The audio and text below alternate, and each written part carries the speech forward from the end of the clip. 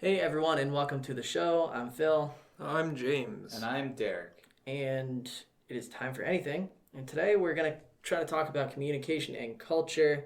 Sort of a weird episode because it's more informational, kind of like understanding firearms was. But we just kind of thought that this topic was sort of interesting. So we figured we'd pick apart some things, get some resources, get some information, and just kind of see where things go. I think it's always good to come from a factual base Yeah, to quite literally base your Things on opinion facts. off of facts. right. Yeah. And we always have the resources on the episode page on timeforanything.com. So Right. if we ever mention a resource, if you're interested in reading that resource, find that episode page on timeforanything.com. So, where do we start? Well, to give a little bit of context to the episode, that's funny, but the listeners don't know why yet. Oh, yeah. It's funny. So for context, in communications within different cultures, there's this concept of high context and low context. Now that's why it's Now funny. they get the joke.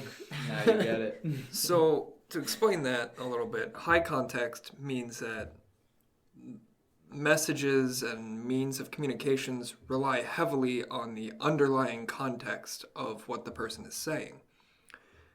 For example, in cultures such as Japan and China, France and Spain, I think Brazil, some other Latin American cultures, a lot of Spanish cultures. is very contextual based on like how the language is spoken and, Yeah. and stuff. Derek put it in a good way before the episode. Poetic, right? You have these underlying messages that you're conveying.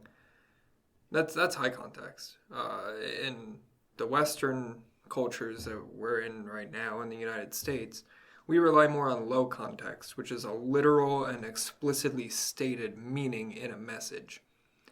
Which, I mean, generally that has less of a risk of miscommunication because you're conveying exactly what you want to convey.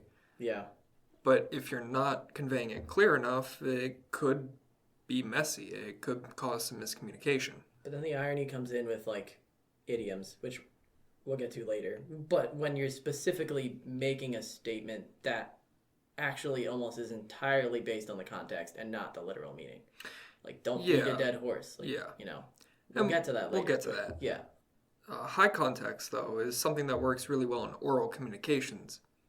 Like Phil said, idioms, right? That they're pretty high context. They rely exactly on what the idiom means and what the situation is. But low context generally works better in written communications because it's written out for you. You can follow the words and understand their meaning. So when you're using low context in texting and emailing, it's super easy to get quick results. What's happening?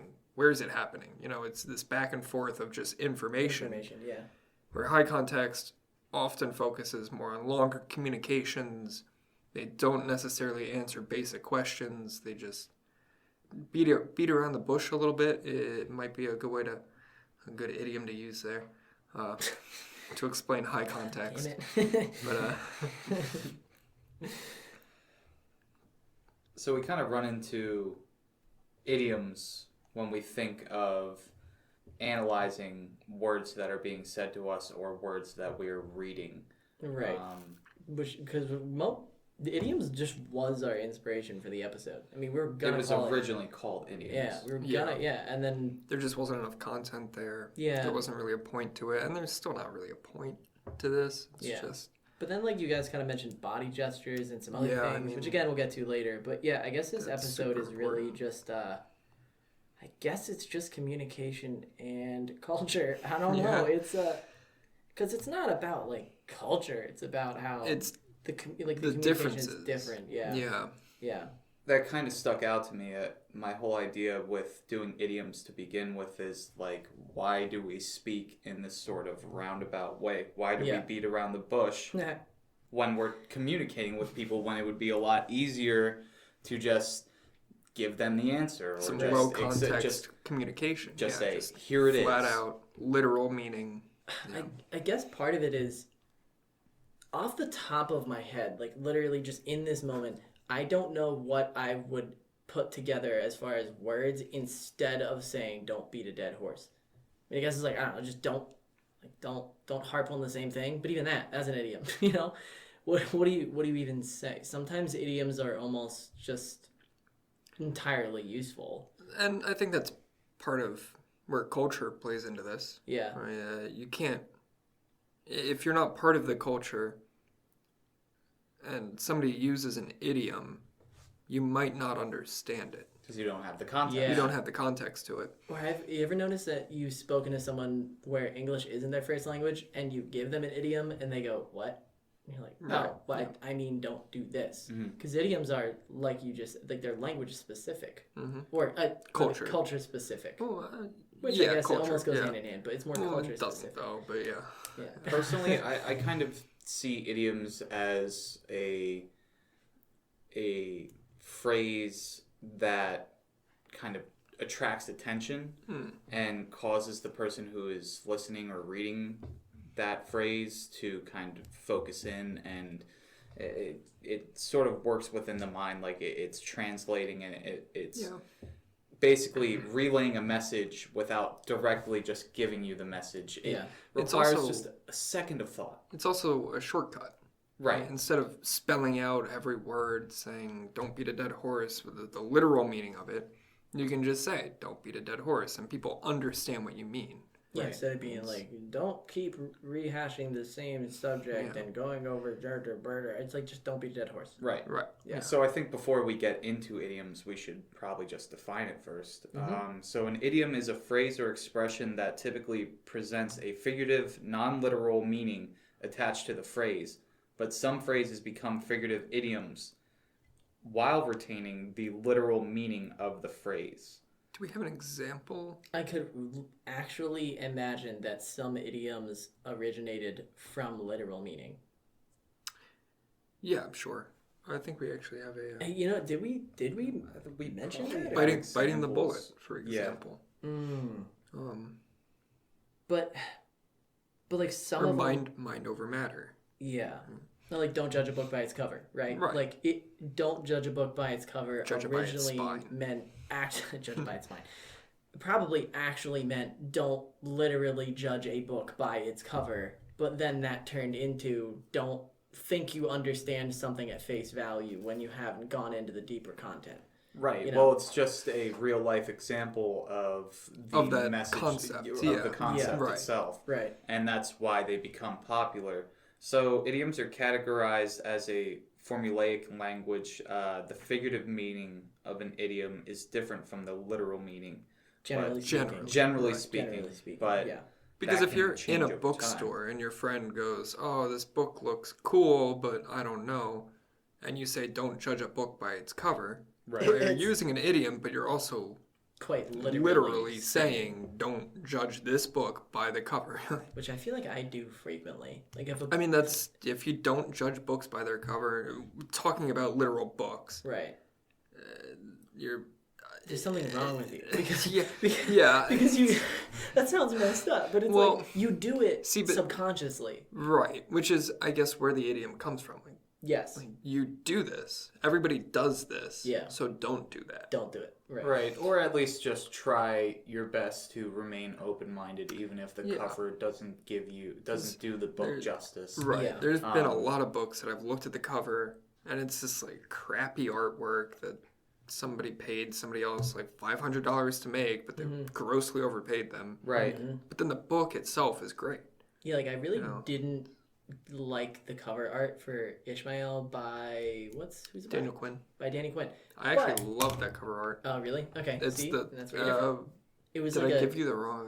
I forget which. The one you let me borrow was like kind of tan with a leaf on the front. The leaf, yeah, I like the leaf. Yeah, I didn't really like the cover, but the book was amazing. So it's like I shouldn't judge the book by its cover. Yeah. But like, that really comes from. I guess the literal meaning of it is, the content might be different than what it appears to be on the outside. Right. So when you look at a book and you're like, well, this artwork on the front is subpar. Mm-hmm. Or, this artwork's so amazing. Right. That doesn't necessarily reflect the author. Not at all. Yeah. Because although the author probably approved it, that was their mistake. or they liked it, and Yeah. you can't really judge somebody based on their preferences for It's things. almost like you can't judge a book by its cover. Oh, God. Almost. It's Almost also like bizarre. it Not just comes quite, full but circle. It does. Because idioms are such a fun and convenient way to describe things. Yeah.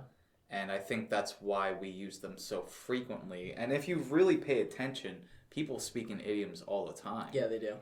Yeah. It's a shortcut. It's easier to speak in idioms and to lay out your literal meaning of things. Right. But it's like a different... Well, it is literally a different way to phrase the same message that you're trying to get across. Like, you could just say specifically what you were trying to say, but when you say things differently, it is sort of a, like, covert way to package the same material. Right. Anyway, Right. we are Americans. Unfortunately. Unfortunately. I mean, kind of fortunately, but kind of unfortunately. Very much fortunately, like, as Americans, we experience privileges that are unseen in other Wildly places, fortunate. and we should recognize and be thankful for Like, that. I always But have- don't judge a book by its covers. America has its problems. Yeah, I mean, given the socio-political climate right now in America, it's not looking too great. No. At least but I had anyways, food on the table and clothes on my back, which obviously other people in just countries like have. shelter, heat, electricity, Yeah, water, yeah. food. The fact that you can literally throw on Netflix and just turn your Vegetable. brain off. Yeah, Yeah. which again, obviously, Which is, people in like, other something countries that- can do, but Other countries, yes, Yeah. but a lot But of not people a lot live in of the world. poverty. Yes. Yes. Yeah. Yeah. yeah. And they're not able to do that. But anyways, No. back to idioms. So we have a couple examples of idioms in American culture. We went over a few already. I'm not going to do that again because it's like I'm beating a dead horse. Oh my god. For the record, I wanted to record this episode using only idioms. Let's just- We use idioms at least 12 times. Yeah. And Dude, it's I not guess even like sometimes 10 you just gotta minutes bite the in. bullet and just really get into things. Well, yeah, so those are two. You got the skin of your teeth, so just barely making it. We already did that one. Mind over matter. Control your body with your willpower. Which I really that's an idiom, but yeah, But it's almost literal. It is literal. Right. Like, I mean, if- mind over matter. Yeah, you're at the gym. You are and someone's literally like, saying yeah. your mind over physical. Yeah. Yeah, you can do it. You can lift the weights. Mind over matter, man. Like literally, yeah. But it's still an idiom because you're not saying you're use not- the willpower of your consciousness and brain to Right. overcome the physical restrictions in lifting these weights. You just say like mind over matter, man. You can do it. Yeah. It's a shortcut. Like you keep Yeah. saying, it's quick. Yeah. So there's obviously a direct relationship between idioms and culture. I'm Right. sorry, I'm just reading the next slide. It says culture directly affects how people communicate. There's a typo in the PowerPoint. Yeah. No. That's just funny. I mean, culture directly affects how people communicate. Duh. Like, obviously, where you're from, the language you speak. Yeah. Yeah, All if these somebody things play a role. says an idiom from a culture that you're, let's say, visiting, and they use an idiom that you're not familiar with, you're not going to understand it, right? Yeah, because you take it as literal. Yeah. You take it as a literal expression because you're not familiar with how things work. I'd be curious to see how people from high context communication cultures, like from Japan, perceive idioms in low context communication cultures. Is it easier for them to pick up on the context, I on almost the meaning of it? doubt it, but maybe. But they're so used to having such a roundabout way to get to the I guess meaning of that's a good point. something. Yeah. I think it's hard to put the pieces together if you've never heard it before. That's Yeah. true. Yeah. But maybe there are some contextual clues that kind of key. Yeah, people it also depends on into the scenario. Thinking about it. Yeah. Yeah. If somebody says an idiom out of context, you're not going to understand it, whether you know the idiom or not. Right. You're going to say you didn't use that phrase correctly. Right. So idioms when it comes to communication, it can be a glimpse into the past. The origin of an idiom is often rooted in history. For example, cold shoulder refers to medieval England. When a feast was over, guests would be served a cold piece of pork or beef shoulder. Weird. This was considered proper etiquette. But now you say, "Don't give me the cold shoulder." As it's a negative thing, right? Yeah. Right. Yeah. Weird. Mm-hmm. So That's some really idioms originate from culture. So steal somebody's thunder. Well, In the 1700s, the first play to use a thunder imitating device flopped. Soon after, another play used the same device and was very successful. So that second play stole the thunder. Did you know that like thunder in like really old like Disney films and stuff was like a... Now I could be wrong. It's probably the same device. I'm pretty sure it was like they would like shake a piece of like very thin metal. Or something. That's what this device was. Yeah, it's insane. That was a super common way to. That was the thunder imitating device. Yeah, it's crazy. The first play they used in the 1700s did not do well. I don't think it was anything about the thunder imitating device. I think it was the play was bad. But then another play used it and quite literally stole the other show's thunder. Could you imagine how upsetting that would be? Like you finally get to go to a play in the 1700s, the first play you've been to all year, and then it just sucks. I think people going to plays in the 1700s were probably people that usually go to plays. I mean, you might be right. Yeah, that was a very high society kind of thing. But I think it was also, maybe it wasn't high society. You know, I didn't live in the 1700s. I have no fucking clue. I don't know. I don't have a clue either. It's hard to say. It's hard to say. But either way, idioms have had a historic precedence in our lives, and they still exist very much today, very commonly used, at least in American culture and other cultures as well. Yeah, absolutely. We actually have a few examples from other cultures. We do have a few examples, and they're all pretty great. But it illustrates how, when you're out of the loop, things can sound a little bit funny. Like, are you still riding the goat, Derek? Oh yeah. Well, I guess you haven't started even riding the goat. Yeah. Neither of us. None of us have. Well, I think spouse in that situation would nowadays refer more to partner. Your partner or your mate. Yeah, that's an idiom from the Cheyenne tribe of indigenous Americans, basically meaning, are you still with your spouse? Are you still riding the goat? Yeah. So there's a Chinese idiom for visibly angry person. It's emitting smoke from 7 orifices. I tried counting 1, 2, 3, 4, 5, 6, 7. Ears, nose, that's 4. Mouth, 5, and then probably anus and urethra, which would be 7. Yep. So you're just shooting smoke out of all your holes. All of them. All the holes. My favorite is... Or vagina. Yeah, but I mean, like, vaginas have urethras. Yeah.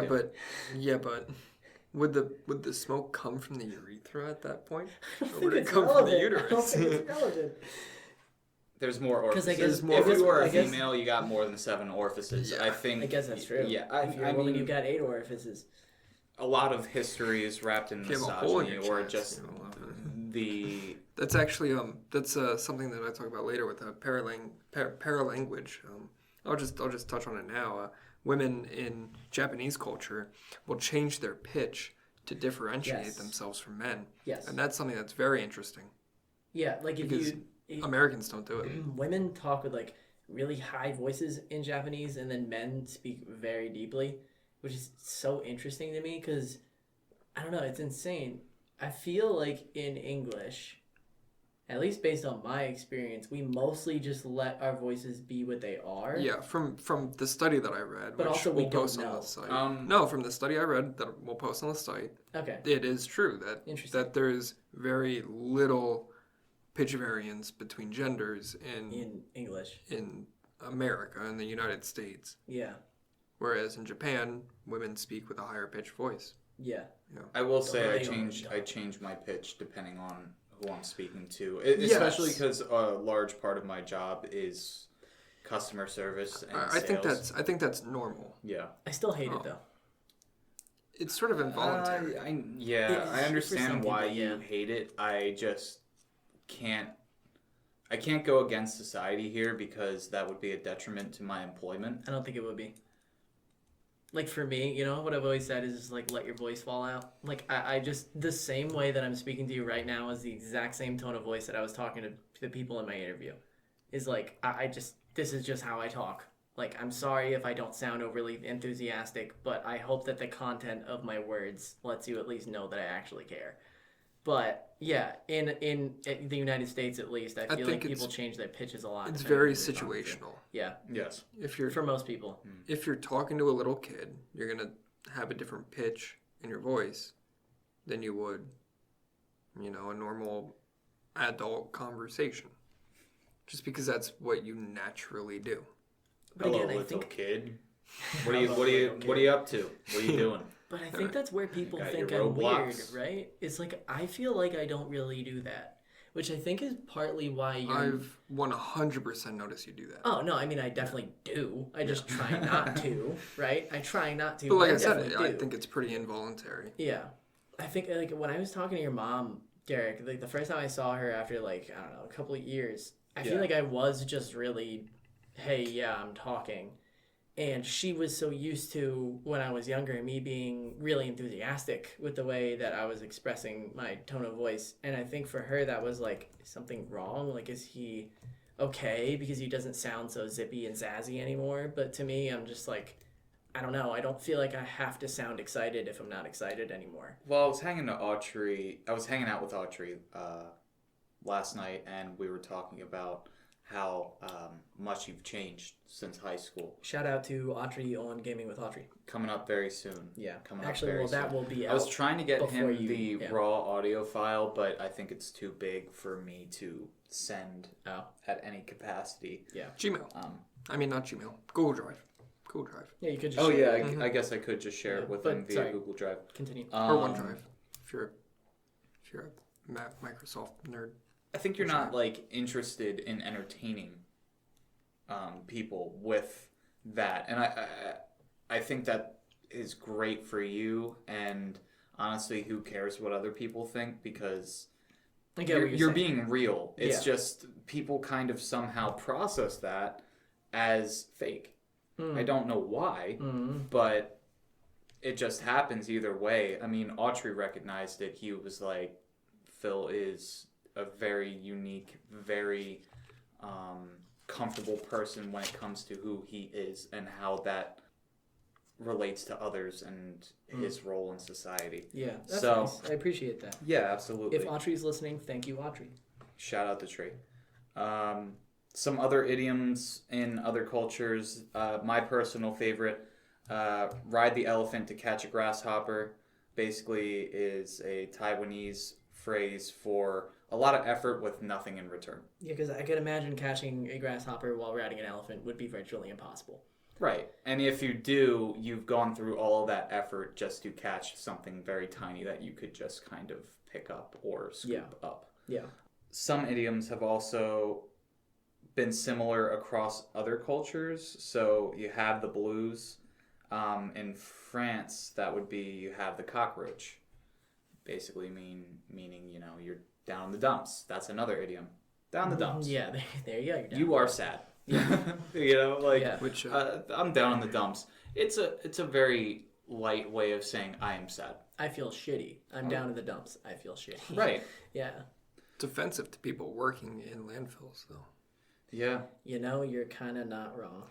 Although I would imagine they're very aware of the predicaments of their job. Yeah, They're I don't think that like, they really yeah, care. you know, I definitely need a shower after every day of work. Let's say wear a hazmat suit. Yeah. Which that's- you Which get actually, sweaty. no, you just be sweating like crazy. Yeah. Unless you're in Antarctica.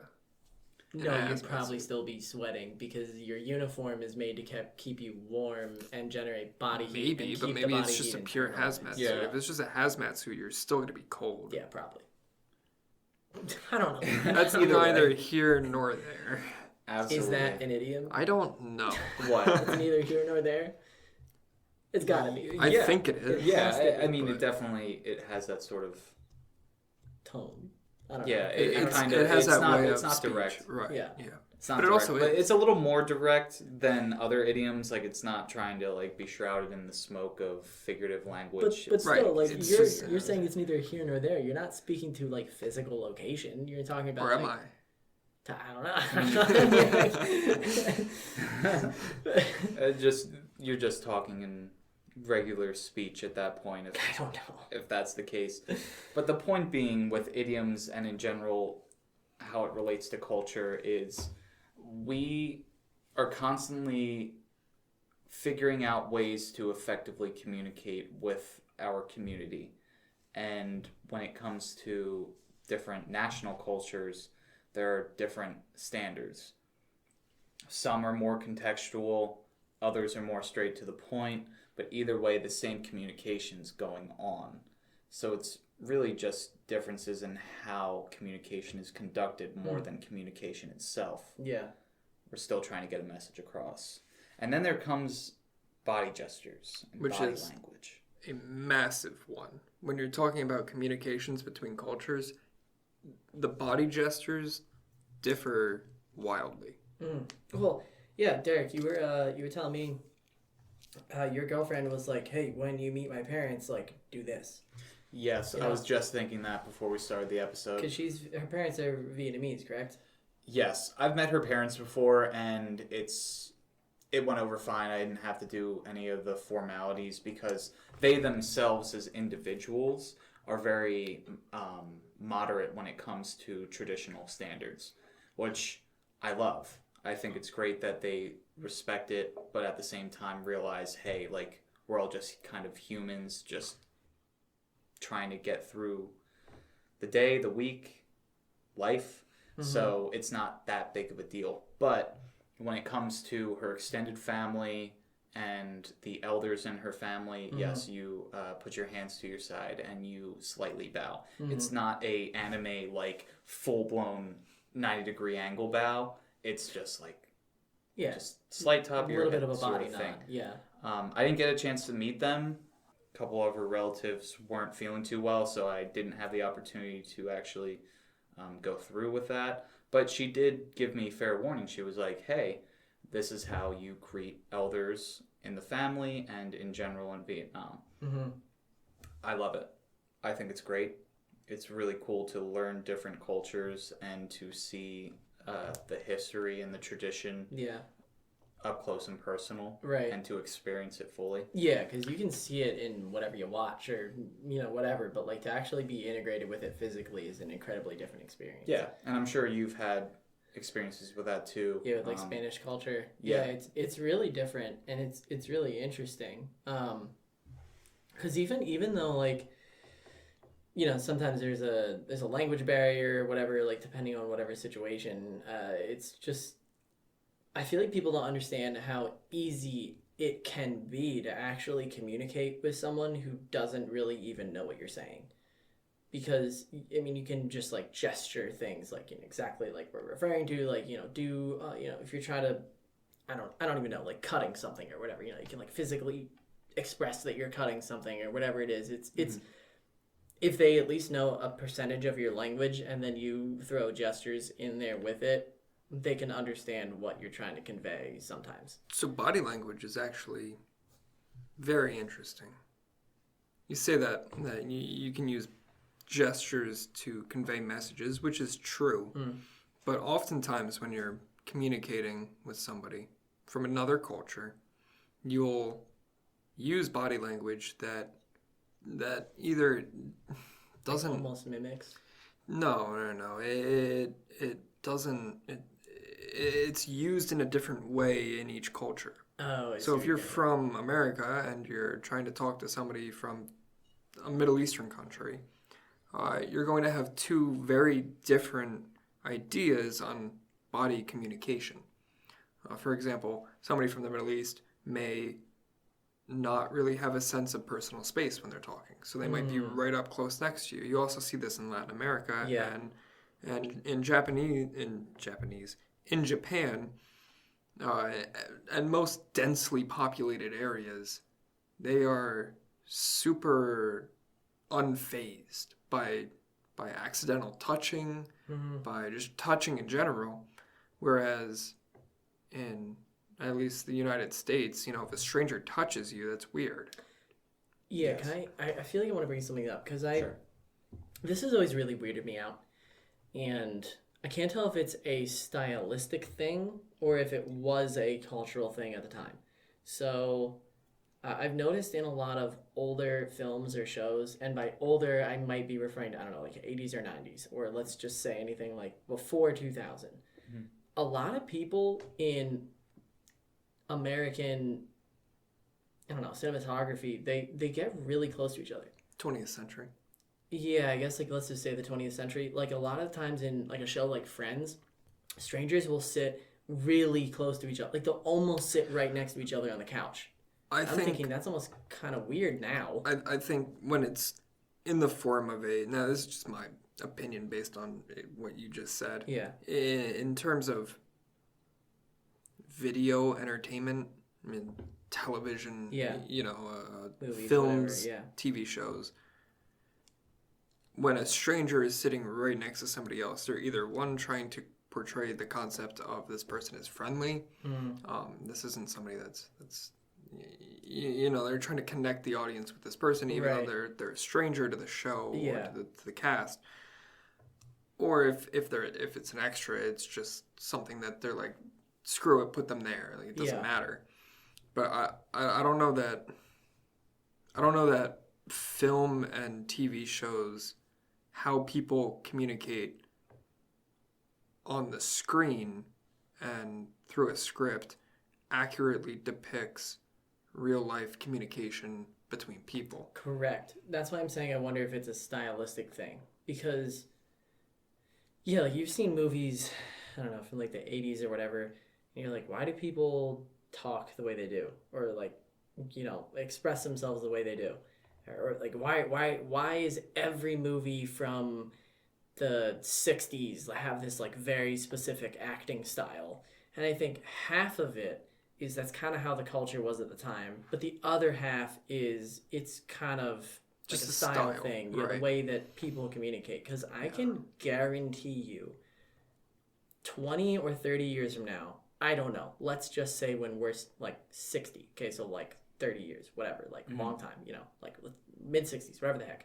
We're gonna look back on movies that have come out now. We're gonna be like, why are people acting that way? Why does everyone look this way? Why do people look talk at movies the way that come out now, and I'm like, why are people acting this way? Well, why are people talking this way? You and I had this conversation definitely on like in my living room a few months ago. We were saying the same thing. It's like, why do people definitely act a certain way in modern films that isn't necessarily realistic. It's almost overacting in the sense for like drama.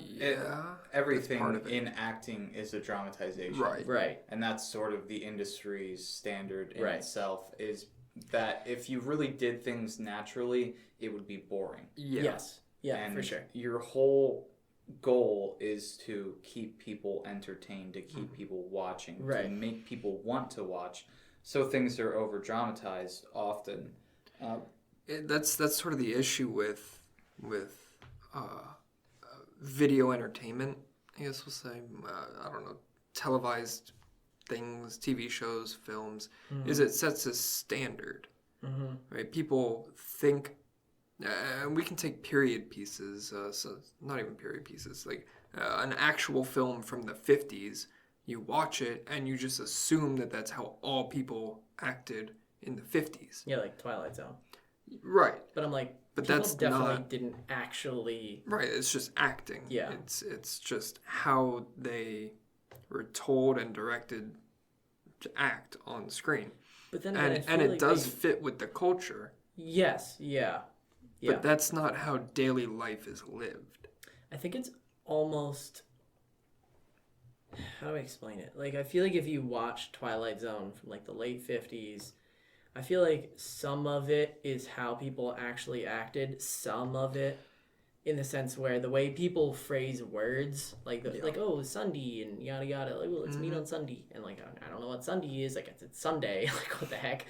But, yeah, that and just kind of the way people speak and things like that. But, yeah, sure, definitely. Acting is... But that also comes from culture, right? Right, yeah, that's what I'm saying, yeah. Just for example, in northeastern PA is a town of Scranton. I guess city of Scranton. Like from The Office. Oh, yeah, from The Office. Yeah, Scranton, yeah. PA. Scranton, PA. They literally have their own language. What? They have words for things that if you went up there and somebody talked to you in the way that they just normally talk, you would not understand what they're saying. Almost kind of like I if wish I that I went had to England, some examples. Even Yeah, customers that I deal with, they're in PA. But they're in certain regions of PA. But they're in certain regions where it almost sounds like a southern accent. There's like a twang to it. Yeah. Yeah, like if you When went... you catch up on those things, you sort of like pick up on it and you're like, wow, that's weird. interesting. If you go to London, you can communicate, you can get places, but they'll just say words that, like, for but even example, in London, like, there are multiple like dialects. Like, yeah, that's so true. Like, Yeah. You have differences within a city in itself. Yeah, it's insane. Because the thing with London is it's not like skyscrapers and tall buildings. It's more small buildings spread out weird? over a large area. It's so cool. I'm speaking purely from other people that have told me about London. I've never been, but it takes a while to get out of London. But then once you're out, like you can go from town to town in a relatively short amount of time. It's just massive. Yeah. In terms of the city. But anyways, So I pulled up the Scranton Dictionary. There's a website It's literally dedicated. a dictionary for Scranton. It's a website dedicated to the Scranton Dictionary. It's just got a couple words.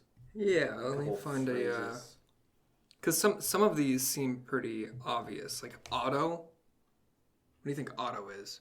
Car. Yeah. It's a car. But like Overtown is downtown, and downtown is Overtown. What? Why? Right? Okay. That's just how they say it there. Yeah. Oh, are you going over town? Yeah, sure. I would say downtown when I was talking about Center City in Philly, and I'd often run into people who would be like, "You mean Center City?" And I'd be like, "Yeah, that's downtown." And it could be because they're like they're from Philly and they're used to saying Center City, but you're not, so you're used to saying downtown. There's water ice as opposed to Italian ice. Yeah, and you also kind of say water. Do I? A little bit. Like, and I'm very, like, water. But, like, you're a little bit like water. Like, a little bit. Just a little bit. When you live there for long enough, it influences you. They say, in Scranton, they say hose house for the firehouse. See, it's just things like that. Like, Scranton's, what, 2.5 hours from us? Maybe it's 2 like 2 hours? hours. It's not even that far. Like, it's not that far, but it makes such a difference. Or, like, if you go to Ohio, soda is pop. Yeah. Mm-hmm. Yep. Yeah, in some places it's cola. Dude, I know one thing that really was... I think Coke even in Texas. In Pittsburgh, I think they use pop. They use pop. That's on the other side of the same state that we're in. They use yins instead of, like, you or you all. Mm-hmm. Yeah, they use... or use. In Scranton, they use... Damn instead of down. Damn. I lost it. One thing that really freaked me out was, like... Didn't freak me out. I should not exaggerate so much. It was strange. I was in Jersey... And I went into, like, a coffee shop. And I was like, can I just get a black coffee? They were like, black coffee? I was like, yeah, just black. Just get me a black coffee.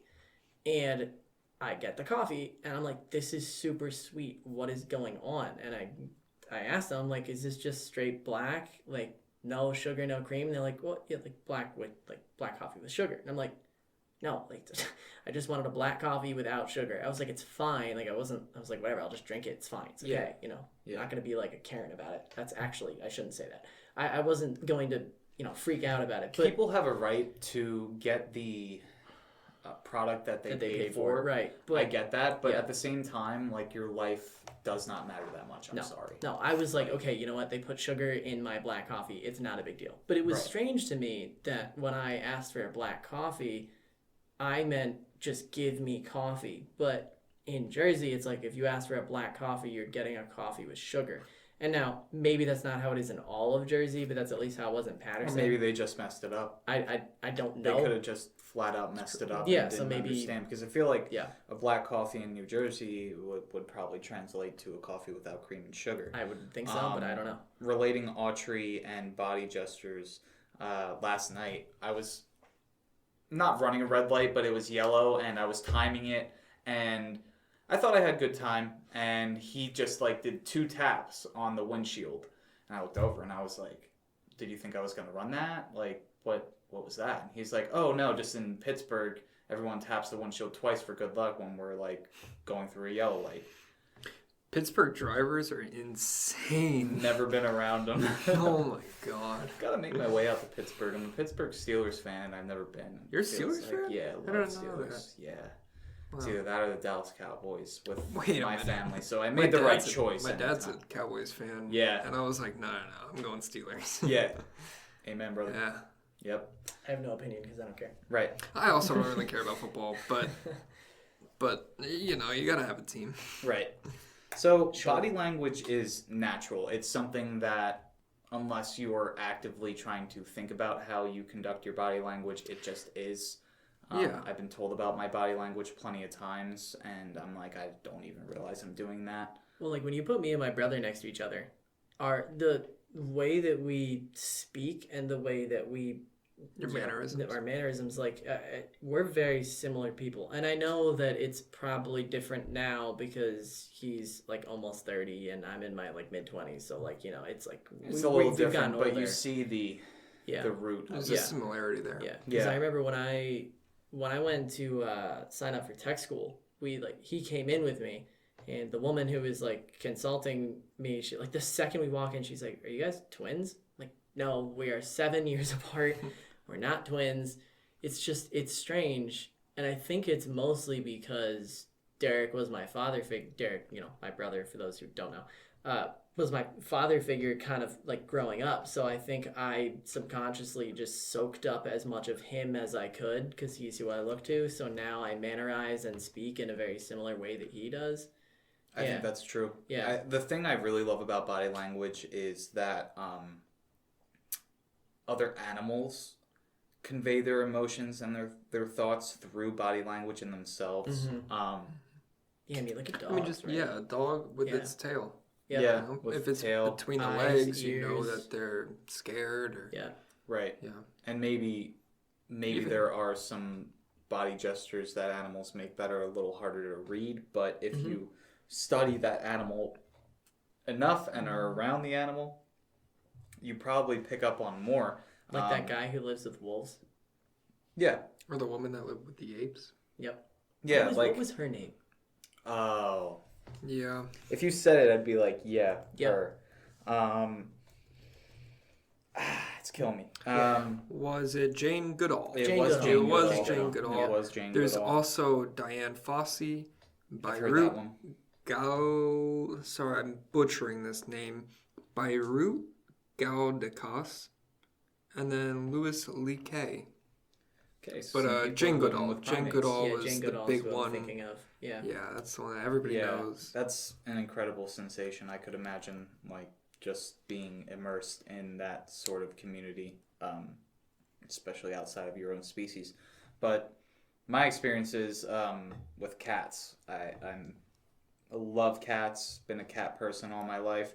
Doesn't mean I don't love dogs. I love dogs as well, but cats to me just relate more to my nature, the independence and things like that. But blinking slowly at a cat shows non-aggression, shows companionship. I practiced with my girlfriend's roommate's cats, and not to say that blinking slowly has caused this, because I in general just tend to be good with animals, but her one roommate's cat like loved me. Like, we joke, it's like, that's my boyfriend. Like, this cat will literally follow me around the minute I walk in, and I'm only there like 3 days a week, and like will be at my legs to the point where I kick him because he's just like always up my ass. Yeah, like And, by accident, because you're just walking. he'll and he, sleep like in between my calf and thigh, like right in that gap, like just kind of like nuzzle in, and he listens to me. But blinking slowly at them apparently shows non-aggression, and it's something that they can pick up on and that you can pick up on too. If you see a cat blink slowly at you, they're just being like, hey, not trying to fight you. Because that's how it works for cats. So that Right. when they see a human, That's they're the- like, yeah, Cat level of communication. right. So Cat communication. That was a good one. That was a good one. I will give you that one. Right. You know, you got a lot of dad jokes, a lot of like dry little spits, but James is shaking his head. You didn't like that one? I'll never give anybody anything for a pun. Anytime I give puns, he always just shakes his head in disapproval. Every time. Puns are the lowest form of comedy. You know, it's funny because I was actually hanging out with one of my other friends the other day, and I don't know, I was talking to them about something standing next to my car, and they were like, "Focus, Phil," and they like pointed at the logo on my car because my car is called a Focus, and I like laughed because I was like, "That's a pun," and I thought it was funny. Bad. But James, I don't know, whatever. James is not pun friendly. It's only bad. See, wordplay is okay. It doesn't fit in. Wordplay is fine, but that was not wordplay. It's just bad. Yeah, I guess so. While there are similarities in body gestures, there can be some differences that could definitely be a trap along the way. I mean, just think about eye contact. In the West, you need to keep eye contact, right? That's a vital part of communication. It's eye contact. But in Asian cultures, prolonged eye contact is like this. Breaking eye contact is a show of respect. Not keeping eye contact is a sign that you respect the person that you're talking to. Yeah. The differences in body gestures among cultures. Thumbs up in Greece basically means up yours, like thumb up your ass, sort of thing. Yeah, like fuck off. So it's like you could be like, "Good job." And they don't understand "good job," hey, and they're also just looking at your thumb. And now they think you're being sarcastic. Well, screw you. Yeah. And this is one thing that's always messed with me, is like, you can't express how you actually feel efficiently, almost whatsoever, over text. Because like, I don't remember if it's the exact number, but I think it's like 80 or 85% of communication is like mannerisms, tone of voice, stuff like that, facial expressions. I think it depends if you're in a high context or a low context culture. Yeah. There you go. Yeah. I think that's pretty true. I really like this Charles Dickens quote. Obviously, he's a little dated. He's been dead for a while and existed in a time before expansive technology. Electric communication will never be a substitute for the face of someone who with their soul encourages another person to be brave and true. Yeah, I like that. Because there's nothing more genuine than looking someone in the face and engaging in dialogue. Yeah. Because I can send you a text and be like, everything will be okay, and you're like, you read that, it's words. And you're like, I guess, like, even if they're being deceitful, they have to actively try to deceive you based on their body language and the words that they're saying. Yeah. Like, lying isn't...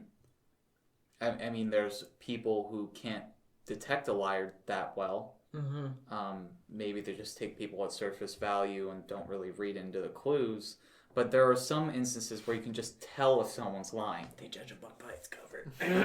They do, but it's also like as if the cover has the first 200 pages of the book just explained to you by the cover. Yeah. It's like the cover is a huge impression on the book. At least it should be.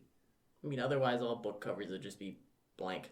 Right. You know, there's a reason you have a book cover. Yeah, and it's to attract attention and to convey a message, and that's why we have these things. So it is that idiom in particular has some sort of truth, but the actual like meaning, so like don't judge a book by its cover, is less valuable than the message, which is you shouldn't judge people based on their external appearance. Yeah. It's almost like the idiom has taken over the actual phrase. It's impossible to not do that, though, right? Like, think about it. If you took Gordon Ramsay, just everything Gordon Ramsay is, and you replaced his physical form with James, he'd probably be less intimidating. Because... Thanks. No, well, just because Gordon Ramsay's face is so intense, like his physical structure, and like his piercing eyes and stuff like that, it's like... But... You almost just can't help think a certain way about a person based on the way they look. I think that's sort of I'll say learned trait.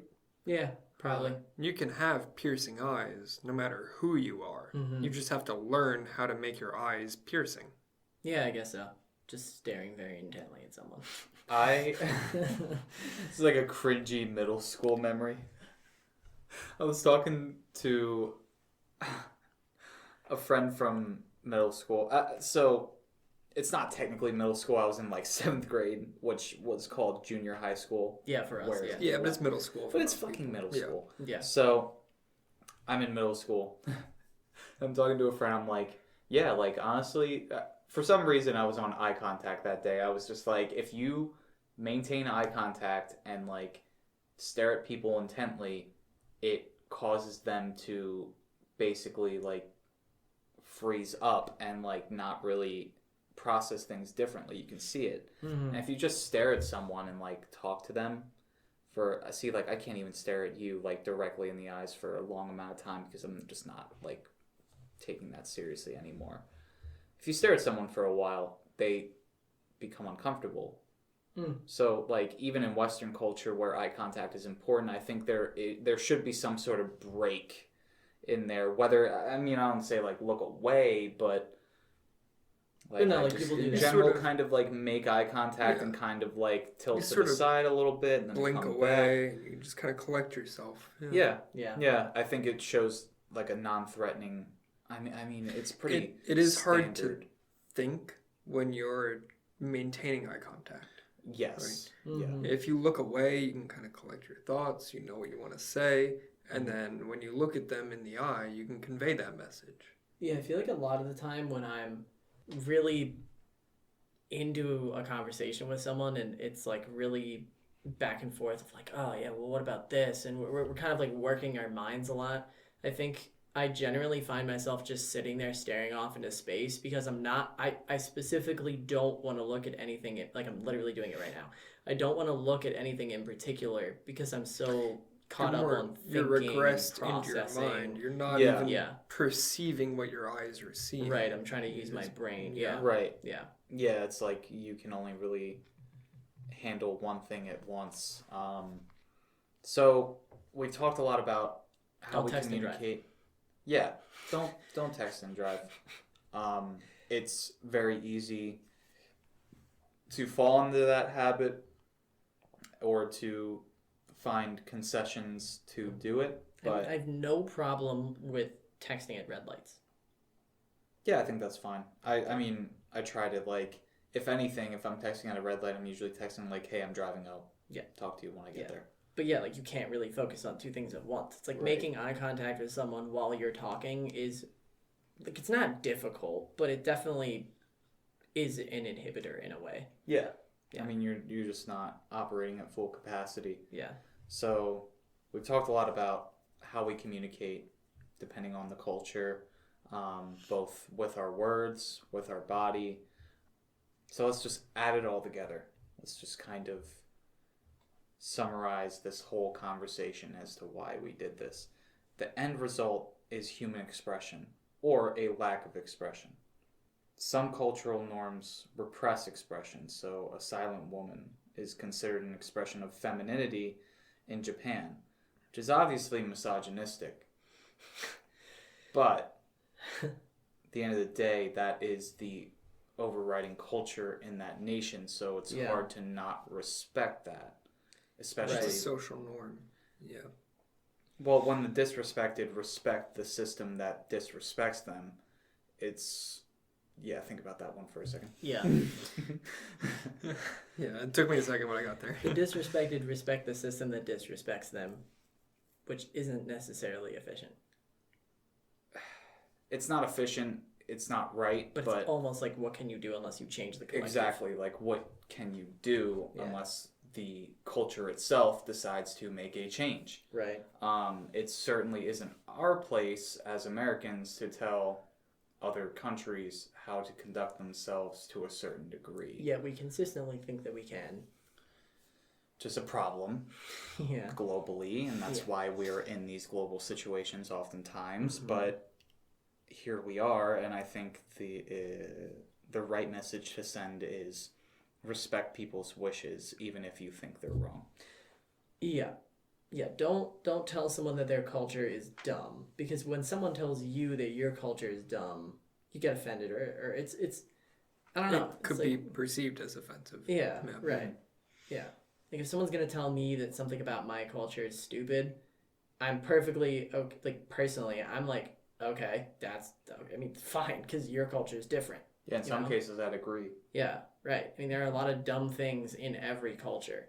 Just silly things that have been passed down that people still do, and just traditions that are outdated. Yeah. Mm-hmm. Yeah. Yeah.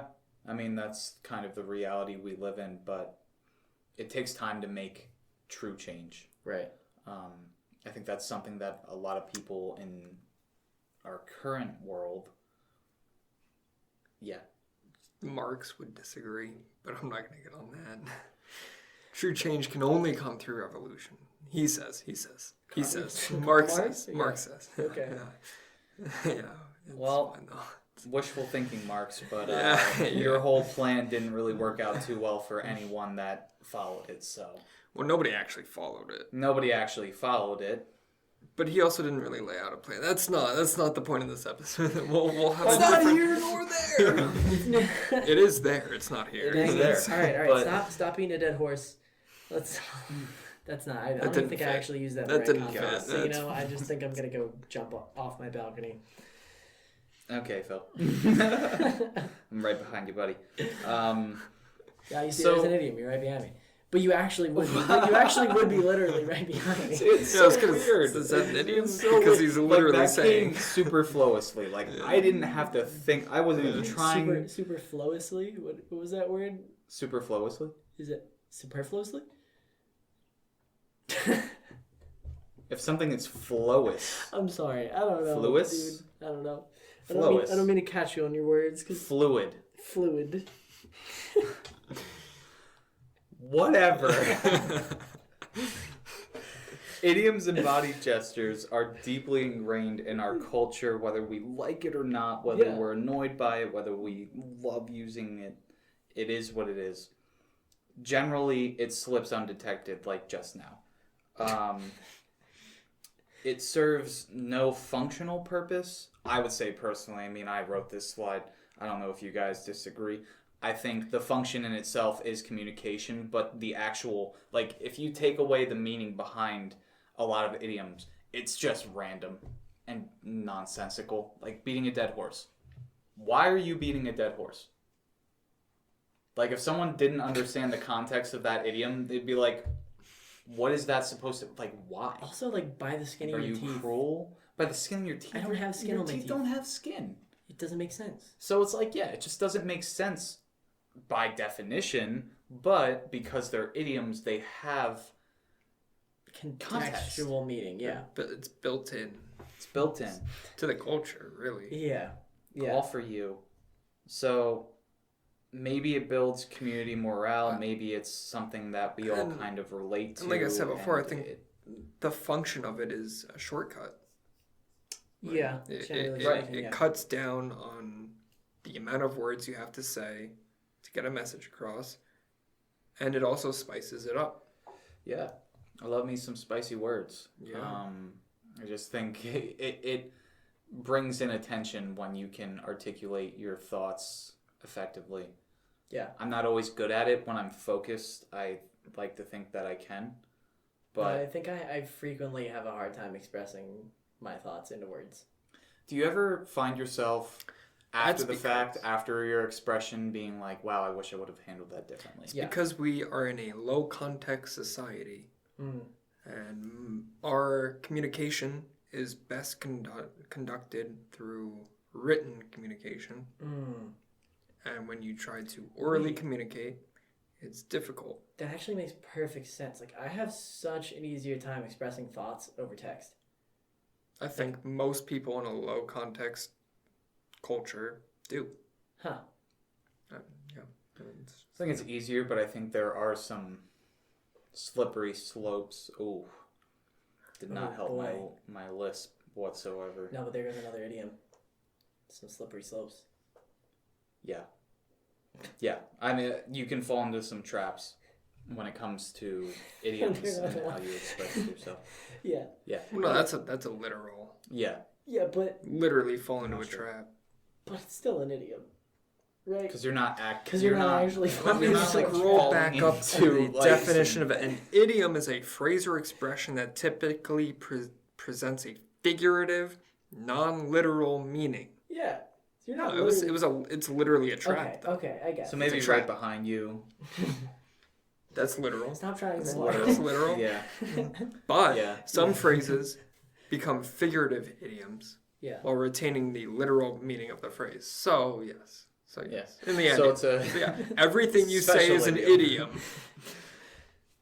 Basically, we are bored with normal words, and we try to spice things up by throwing in some fun little concepts that still effectively communicate with whoever we're trying to communicate with. As long as you have the context there, it conveys the same message. It does. Even though it's non-literal. And if it is literal, then good job. Yeah. Yeah. So, thanks for joining us. Yeah, I don't really have any more thoughts on that. Kind of sick of the idiom thing. Just constantly trying to find new idioms to fit in here, and my brain is sick as a dog. I don't get that Dang it, Derek. I don't really get that one. I don't know. I don't get it either. I don't really think dogs are. It's because their noses are always wet. Oh. Okay. All right. So you have a runny nose. You're sick. You're sick as a dog. See? Because a dog always has a wet nose.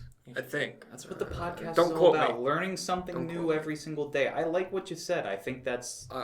Personally, it just makes sense. Yeah, to me, but that's like a shot in the dark. Yeah. Oh my God! It's everywhere. It's everywhere.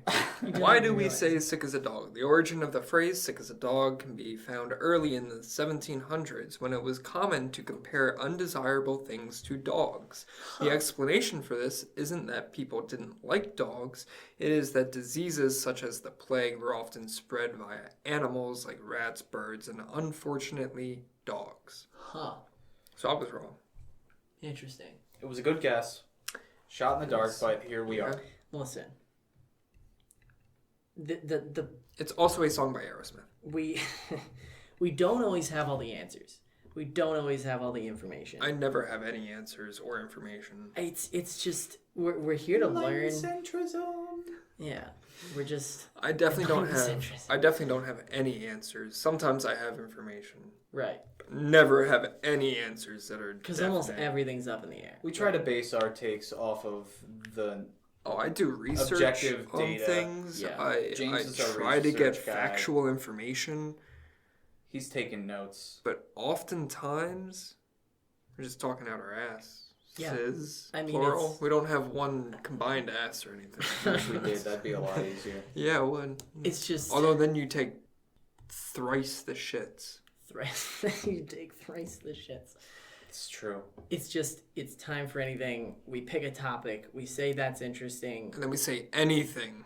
And then we say anything that seems to make any sense. But it usually doesn't. Yeah. So... Why are you even listening to this? I don't know. You shouldn't be listening to this. There are better podcasts out there. That's not something you should say. But no, hey, Time for Anything has all our resources. If you want to find any of the articles based on anything we talked about, timeforanything.com, episodes tab, the episode page. We've got everything in there. Most episodes have little bloopers of things we've messed up. I'm sure this episode's going to have a few. Just a couple. Timeforanything.com. Yes. Is where you can find us. I hope you enjoyed this episode. We were a little hesitant at first, but this turned out to be a pretty good discussion. Pretty good dialogue. Yeah. Really worked out. Yeah. No, I had a good time. Thank you, everyone, for joining us. Keep on keeping on. Hope you had fun. I know I did. Cool. I like it.